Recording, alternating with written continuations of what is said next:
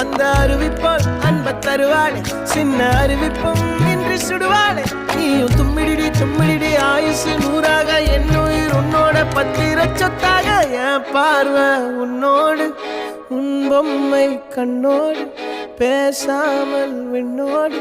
நாம் மிதந்து போவோம் காதாரா அடியானோ